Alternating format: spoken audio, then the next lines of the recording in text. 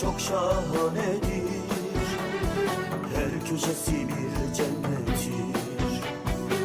Yazı kışı sonbaharı bir başkadır memleketi.